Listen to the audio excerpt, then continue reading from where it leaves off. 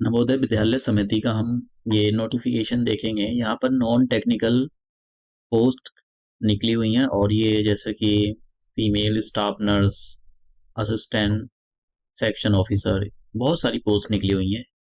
1377 post हैं।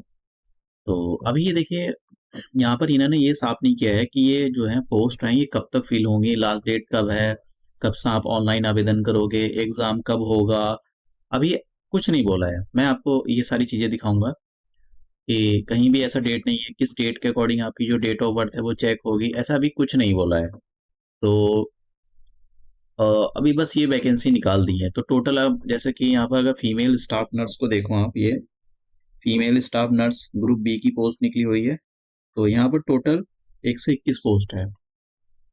और assistant section officer group B की पोस्ट निकली हुई है, यहाँ पर केवल 5 पोस्ट हैं। फिर उसके बाद में ऑडिट असिस्टेंट ग्रुप बी की पोस्ट निकली हुई है, ये यहाँ पर टोटल 12 है। और फिर जूनियर ट्रांसलेशन ऑफिसर की निकली हुई है, ये यहाँ पर केवल 4 पोस्ट है। लीगल असिस्टेंट ग्रुप बी की पोस्ट निकली हुई है, यहाँ तो केवल एक ही है। लीगल की तो एक की जरूरत होगी क्योंकि भाई कहाँ अब इतने, चलो ठीक है। स्टेनोग्राफर, हाँ ये स्टेनोग्राफर ग्रुप सी की निकली हुई है, यहाँ पर 23 वैकेंसी हैं। और फिर यहाँ पर कंप्यूटर ऑपरेटर ग्रुप सी की 2 वैकेंसी हैं। और यहाँ पर कैटरिंग सुपरवाइजर की है 78 वैकेंसी। फिर ये junior secretariat assistant group C की 21 वैकेंसी है यहाँ पर। और यहाँ पर कुछ ज़्यादा निकली है, junior secretariat assistant group C, तो ये यहाँ पर कुछ ज़्यादा निकली हुई है, 360 है। और इसकी देख लेते हैं, लैब अटेंडेंट 161 है। और मैथ हेल्पर 442 निकली हुई है।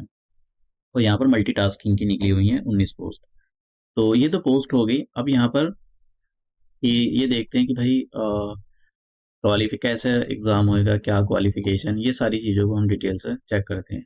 तो मैं सबके बारे में नहीं, थोड़ी थोड़ा देखूंगा क्योंकि जैसे कि यहाँ पर ये है फीमेल स्टाफ नर्स, तो इसके लिए इन्होंने BSc ऑनर्स मांगा है नर्सिंग से, ठीक है, क्योंकि नर्सिंग का काम ये होता है। फिर यहाँ पर ये रेगुलर कोर्स हो या आपके पास कोई रेगुलर, आप जैसे regular course in BSc nursing from American university, post basic BSc nursing, ये सारी चीज़ें आपसे मांगी है। और फिर यहाँ पर ये भी 2.5 साल का एक्सपीरियंस भी मांगा है। तो एक ये हो गया असिस्टेंट।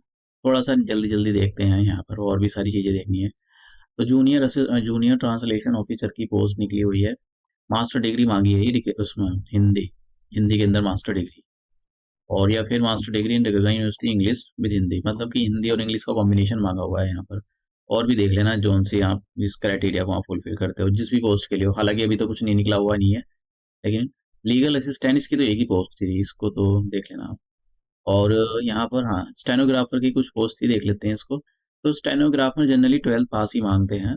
और यहाँ पर आपकी जो है डिक्टेशन होगा आपका, और ये जो है स्पीड आपकी जो होनी चाहिए 80 वर्ड पर मिनट होनी चाहिए। फिर आपका इंग्लिश और हिंदी में कंप्यूटर पर टाइपिंग होती है, तो ट्रांसक्रिप्शंस होगी आपकी इंग्लिश और हिंदी में। उसके बाद कंप्यूटर ऑपरेटर के बाद दूसरा देखते हैं, जूनियर सेक्रेटेरिएट असिस्टेंट। हाँ इसकी कुछ ज़्यादा निकली हुई थी पोस्ट, तो ये देख लेते हैं। यहाँ पर जूनियर, यहाँ पर क्या मांगा है, सीनियर सेकेंडरी सर्टिफिकेट मतलब क्लास 12, और 12 आपने +2, तो यहाँ पर 12th ही मांगा हुआ है। और कोई एक्सपीरियंस वगैरह वगैरह नहीं है। हाँ डिज़ायर में मांगा हुआ है। डिज़ायर में का मतलब ये होता है कि ये मैंडेटरी नहीं होता है, लेकिन होगा तो तुमको फ़ायदा हो जाएगा। फिर यहाँ इलेक्ट्रीशियंस की निकली हुई हैं ये। और सैलरी वगैरह भी दे रखी है, एज भी दे रखी है, आप देख लेना। मैं सबके बारे में तो बात नहीं कर रहा हूँ। यहाँ पर मांगा है डिज़ायरेबल लैब असिस्टेंट्स की निकली हुई है यहाँ पर। 10th पास होना चाहिए बस, diploma in laboratory 10th pass certificate.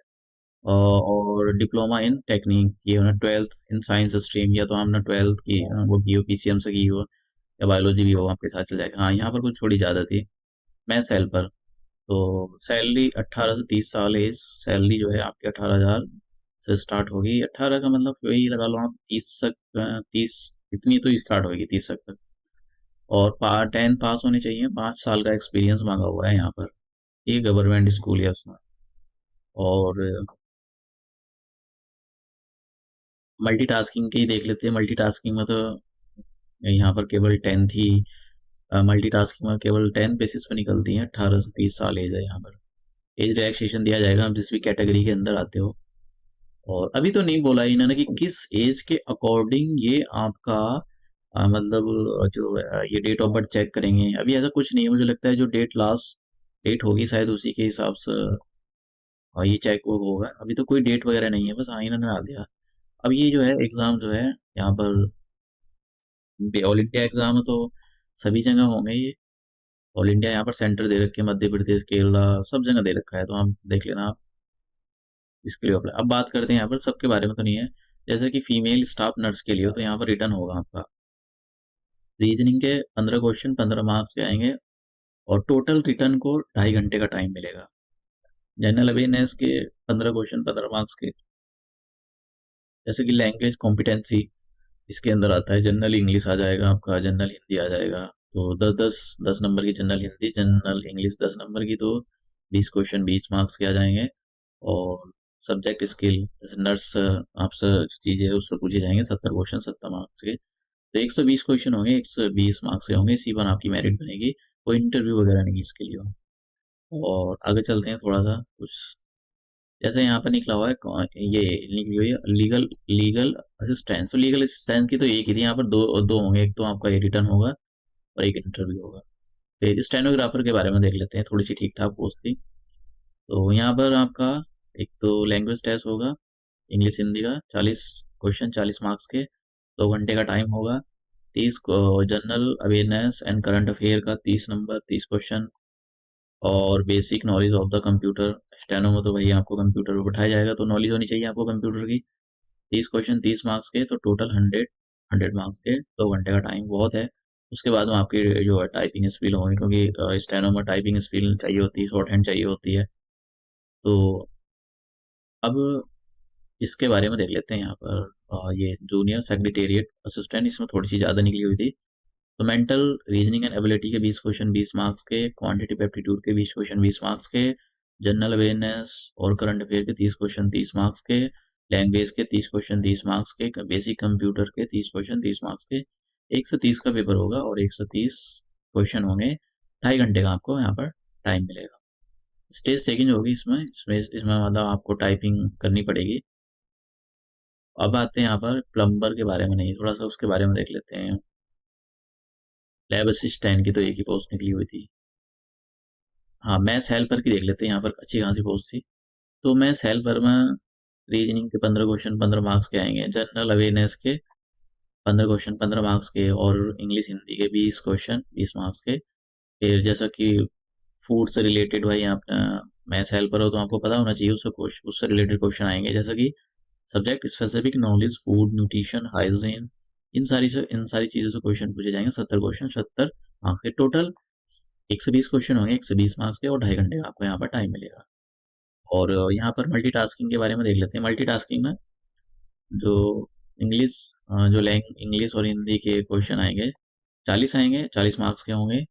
और यहाँ पर जनरल अवेयरनेस और करंट अफेयर के क्वेश्चन 20 मार्क्स के होंगे। Knowledge of the computer 40 question 40 marks के, यानी टोटल 100 का होगा, 100 क्वेश्चन होंगे, 2.5 घंटे का टाइम मिलेगा। अब ये आप इनकी वेबसाइट विजिट करते रहना अगर आपको कुछ पता लगे तो, क्योंकि इन्होंने ऐसा कुछ बोला तो नहीं, इसी वेबसाइट से, नवोदय की वेबसाइट से ही अप्लाई किया जाएगा। लेकिन ऐसा अ, मतलब कब बोला नहीं कि कब से ये प्रोसेस शुरू होगा। और यहाँ पर फीस दे रखी है, जैसे फीमेल स्टाफ नर्स जो फीस है यहाँ पर कितनी आ गई, टोटल 1500 रुपये फीस है। तो देख लेना आप फीस वगैरह के इसमें। मैं तो यहाँ पर ऐसी कोई डेट दे नहीं रखी है कि भाई डेट कोई दे रखी हो, या ना कि भाई कौन सी डेट है। मैं आपको बता देता हूँ कि अब ये चलता हूँ ऑफिशियल वेबसाइट पर। तो यहाँ पर ऐसा कुछ मेंशन तो नहीं किया इन्होंने भाई कब से ये सिस्टम लागू होएगा कब से नहीं होएगा। तो चलते हैं हम इनकी ऑफिशियल वेबसाइट पर। तो देखिए ये नवोदय नवोदय विद्यालय समिति है। तो आपको इधर लेफ्ट में देख रहा हूँ ये 3 लाइन सी, इस पर क्लिक कर देना। और यहाँ पर रिक्रूटमेंट पर जाओ, और रिक्रूटमेंट पर नीचे दूसरे नंबर एडवर्टाइजमेंट एंड वैकेंसीज पर क्लिक कर दो। तो अगर आपने यहाँ पर क्लिक किया, पहले नंबर पे notification for the direct recruitment drive, तो इस पर करोगे आप यहाँ पर तो पीडीएफ आपके सामने ओपन हो जाएगा। और फिल अप द वैकेंसी, ये अगर आप यहाँ पर क्लिक करोगे तो अभी यहाँ पर ये प्रोसेस स्टार्ट तो नहीं हुआ। आप देख सकते हो रिक्रूटमेंट में जाकर फिल अप ऑनलाइन एप्लीकेशन।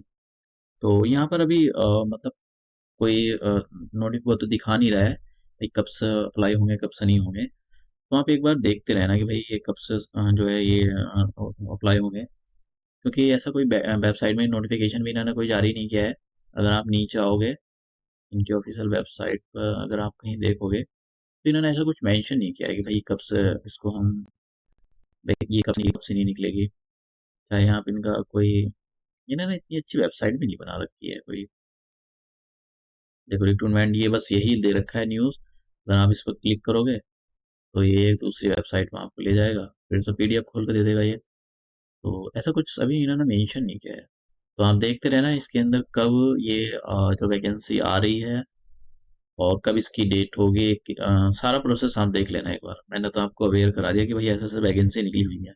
हाँ ऑफिशियल वेबसाइट है, कोई यहाँ पर झोल झाल वाला कोई सिस्टम नहीं है कि भी आप सोच रहे हो। ये नवोदय विद्यालय की जो है, जो समिति की है, जो ऑफिशियल वेबसाइट है, ये गवर्नमेंट ऑफ इंडिया की ही है।